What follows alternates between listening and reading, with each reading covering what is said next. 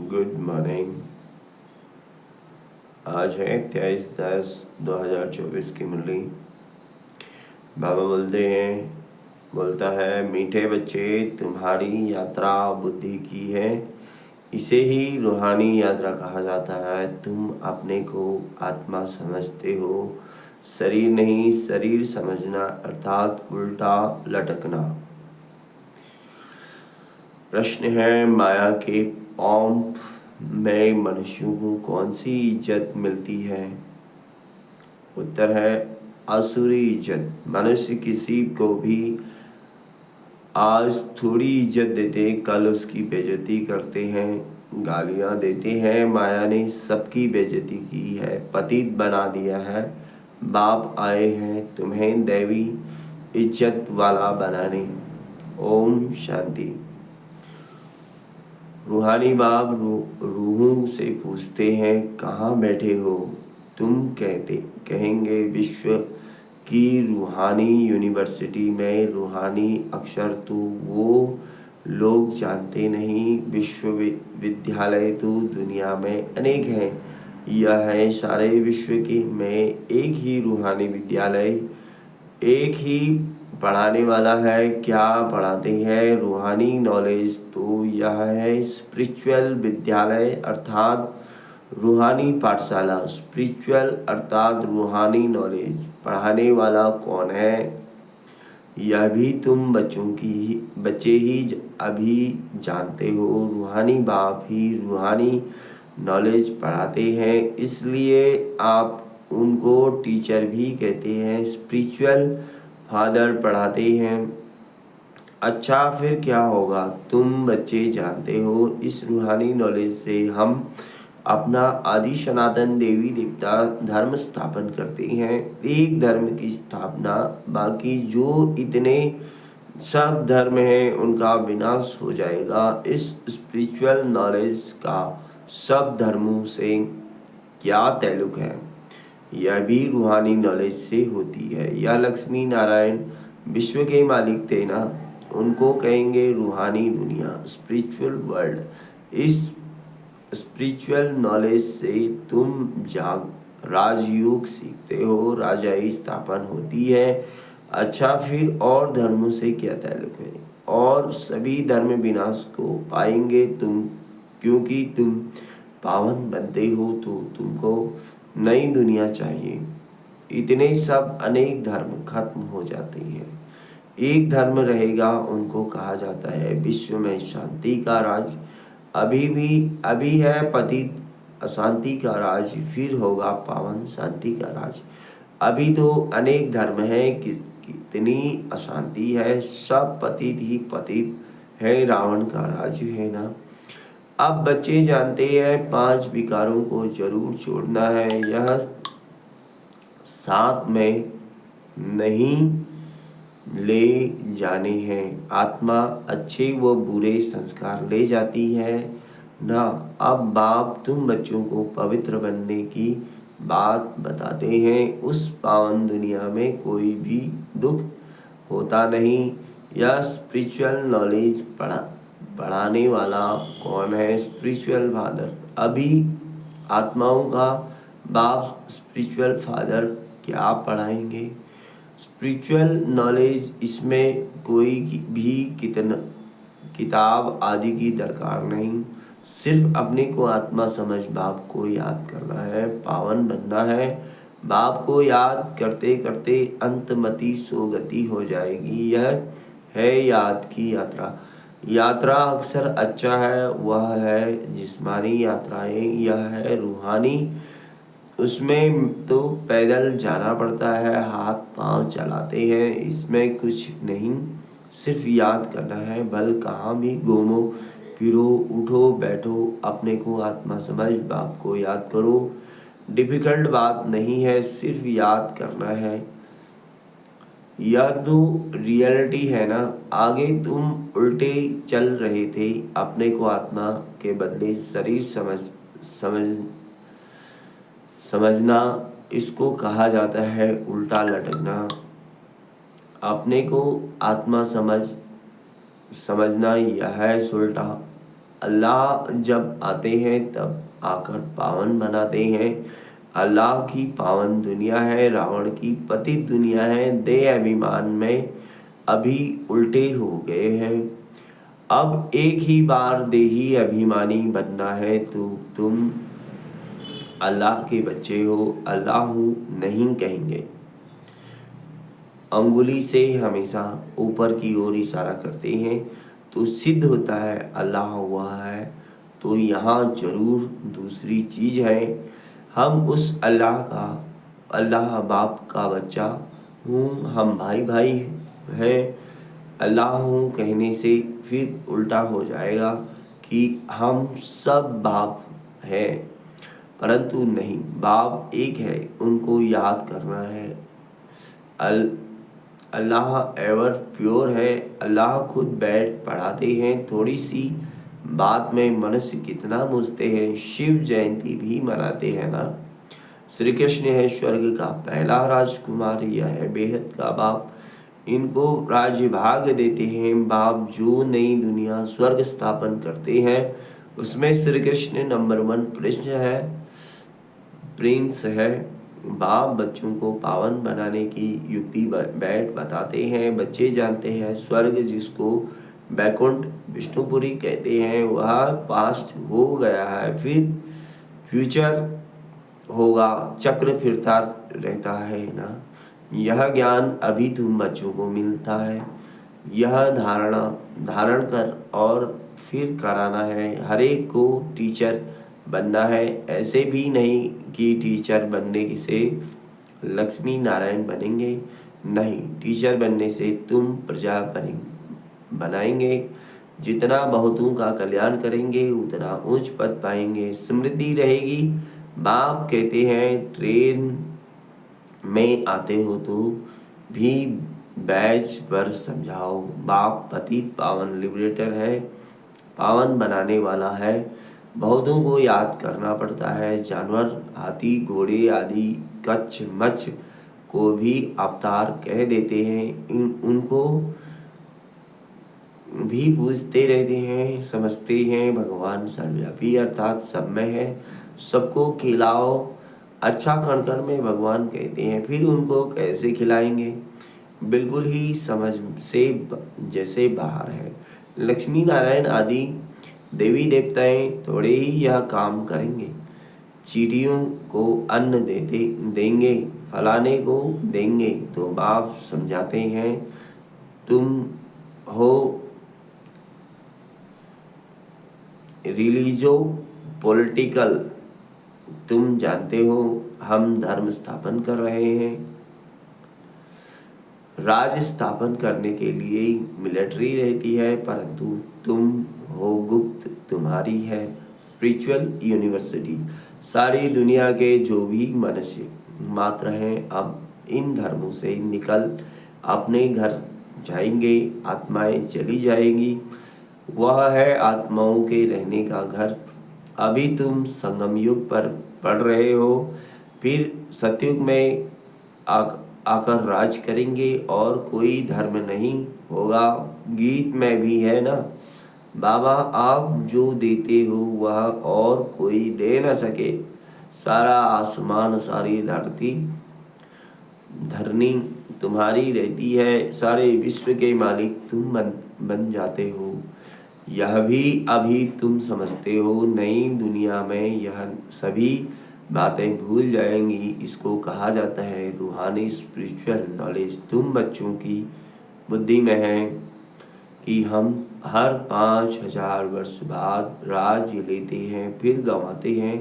यह 84 का चक्र फिरता ही रहता है। तो पढ़ाई पढ़नी पड़े तब ही जा सकेंगे ना, पढ़ेंगे नहीं तो नई दुनिया में जा नहीं सकेंगे। यहाँ का तो लिमिटेड नंबर है, नंबरवार पुरुषार्थ अनुसार वहाँ जाकर पद पाएंगे। इतने सब तो पढ़ेंगे नहीं। अगर सभी पढ़ें तो फिर दूसरे जन्म में राज्य भी पावें। पढ़ने वालों की लिमिट है। सतयुग त्रेता में आने वाले ही पड़ेंगे। तुम्हारी प्रजा बहुत बनती रहती है, देरी से आने वाले पाप तो भस्म कर न सके। पाप आत्माएं होगी तो फिर सजाएं खाकर बहुत थोड़ा पद पालेंगी। बेइज्जती होगी। जो अभी माया की बहुत इज्जत वाले हैं वह बेइज्जत बन जाएंगे। यह है ईश्वरीय इज्जत, वह है आसुरी इज्जत। ईश्वरीय अथवा दैवी इज्जत और आसुरी इज्जत में रात दिन का फर्क है। हम आसुरी इज्जत वाले थे, अब दैवी इज्जत वाले बनते हैं। आसुरी इज्जत से बिल्कुल बेघर बन जाते हैं हो। यह है कांटों की दुनिया। तो बेइज्जती हुई ना, फिर कितनी इज्जत वाले बनते हो। यथा राजा रानी तथा प्रजा बेहद का बाप तुम्हारी इज्जत बहुत ऊंच बनाते हैं, तो इतना पुरुषार्थ भी करना है। सब कहते हैं हम अपनी इज्जत ऐसी बनावें, अर्थात नर से नारायण, नारी से लक्ष्मी बन जावें। इनसे ऊंच इज्जत कोई की नहीं। कथा भी नर से नारायण बनने की है ही सुनते हैं। अमर कथा तीजरी की कथा यह एक ही है। यह कथा अभी ही तुम सुनते हो। तुम बच्चे विश्व के मालिक थे, फिर 84 जन्म लेते नीचे उतरते आए हो। फिर पहला नंबर का जन्म होगा।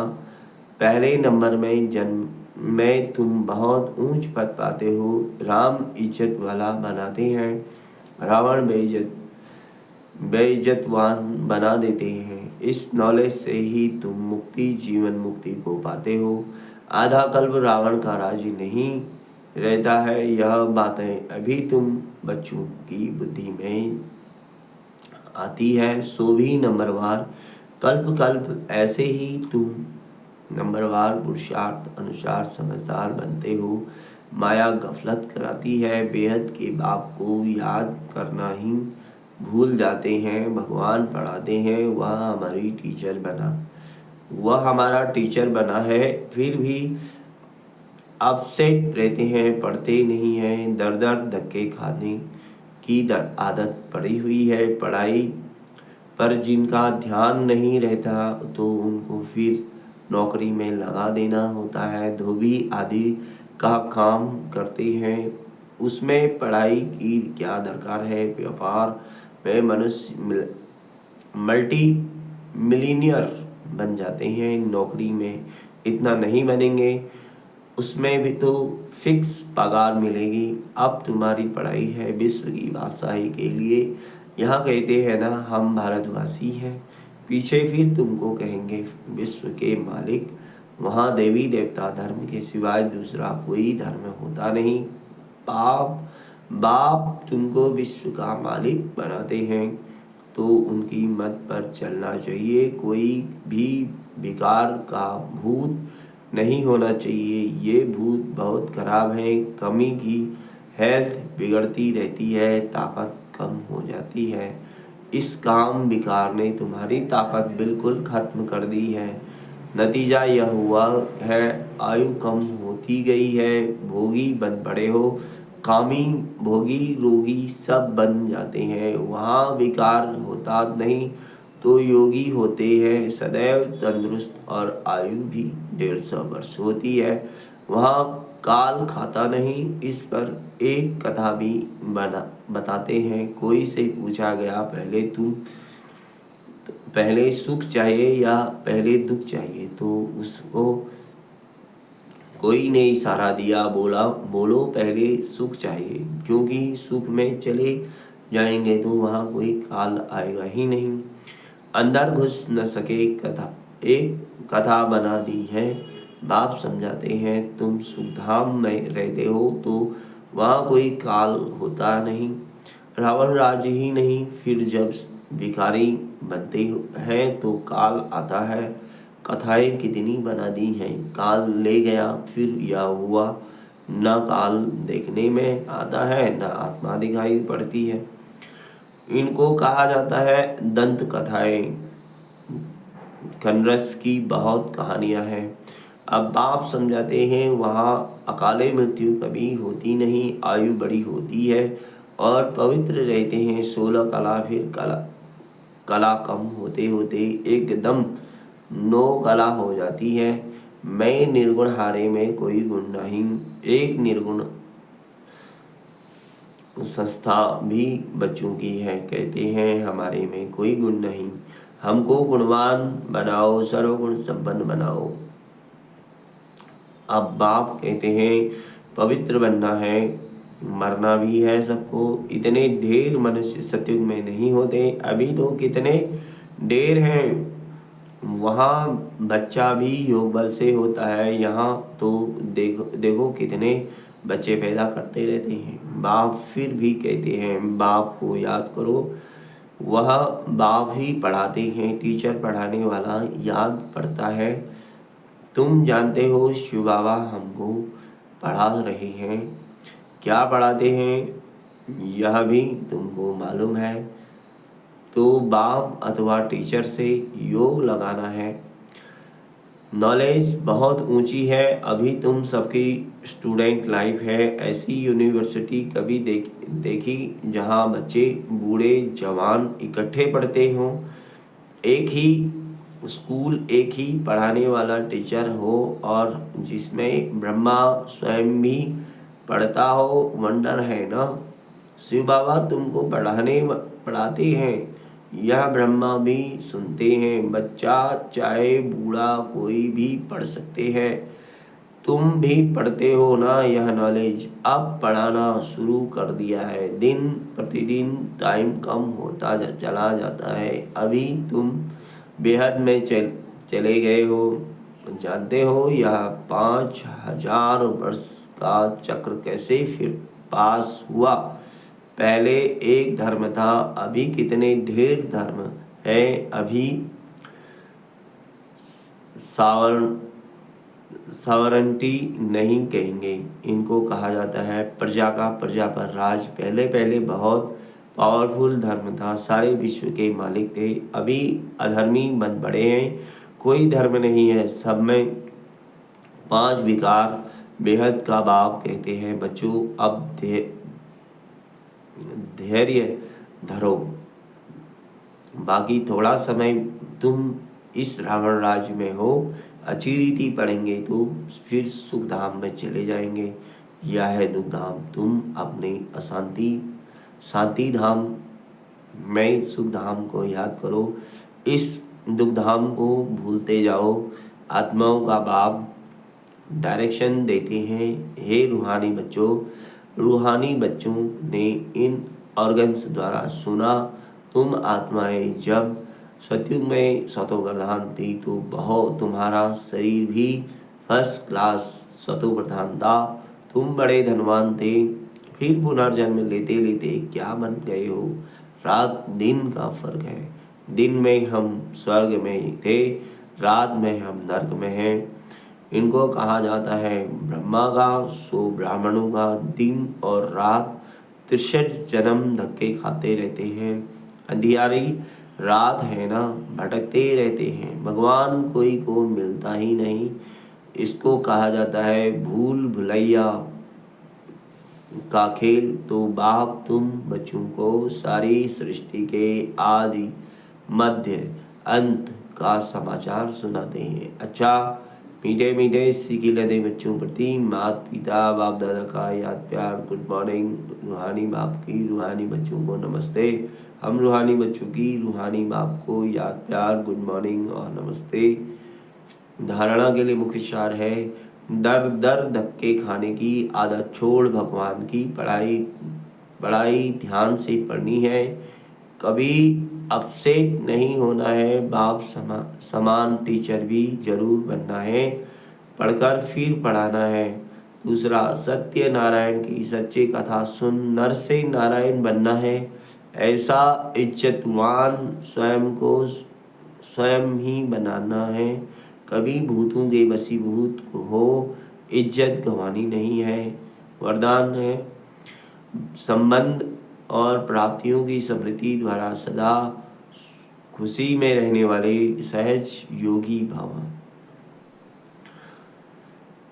सहज योग का आधार है संबंध और प्राप्ति। संबंध के आधार पर ही प्यार पैदा होता है और जहाँ प्राप्तियाँ होती हैं वहाँ मन बुद्धि सहज ही जाता है।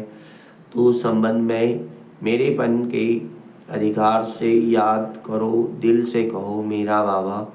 और बाप द्वारा जो शक्तियों का, ज्ञान का, गुणों का, सुख, शांति, आनंद, प्रेम, इस प्रेम का खजाना मिला है उसे समृद्धि में इमर्ज करो। इससे अपार खुशी रहेगी और सहज योगी भी बन जाएंगे। स्लोगन है देह भान से मुक्त बनो तो दूसरे सब संबंध स्वतः खत्म हो जाएंगे। Om Shanti. Thank you Shiv Baba, thank you all ब्राह्मण परिवार। Shiv Baba thank you. Om Shanti.